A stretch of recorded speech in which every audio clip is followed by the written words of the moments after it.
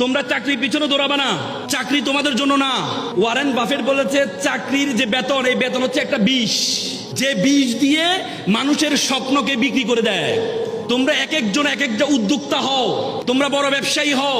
আলিবাবার প্রতিষ্ঠাতা Jack Ma একটা চমৎকার কথা বলেছেন। তিনি বলেছেন একটি বানরকে যদি বলা হয় একটি কলা দিয়ে আর $100 নোট দিয়ে তুমি কোনটা নিবে, বানরে কলাটি গ্রহণ করে নেয়। বানর কিনে না, $100 নোটই নেয় না, কারণ বানর জানে না $100 দিয়ে শত শত কলা কিনা সম্ভব। তেমনি তরুণ প্রজন্মকে যদি বলে তুমি কি ব্যবসা করবা নাকি চাকরি করবা, তরুণ প্রজন্ম চাকরিটি গ্রহণ করে নেয়। তরুণ প্রজন্ম জানে না ব্যবসা দিয়ে শত শত মানুষকে চাকরি দেওয়া সম্ভব। এই জন্য তোমরা ব্যবসা করবা। ইসলামের যে 12 জন আশারে মুবাশশারা 10 জন যারা জান্নাতের সুসংবাদ পেয়েছে, তাদের মধ্যে 8 জন ছিলেন ব্যবসায়ী। এবং আমরা সিন্দাবাদের গল্প শুনেছি, সিন্দাবাদ আরব থেকে আসতেন ব্যবসায়ীরা। আজকে আমাদেরকে বলেছে ফকির থাকো, আমাদের মাথায় ঢুকিয়ে দেওয়া আছে ফকির থাকো, চাকরি করো। কিন্তু না, ইসলামের আল্লাহ রাসূল একটা ব্যবসার কথা কুরআনে সরাসরি আছে, সেটি হচ্ছে ব্যবসা। বলেছে আহাল্লাল বাইয়া ওয়া হারামার রিবা।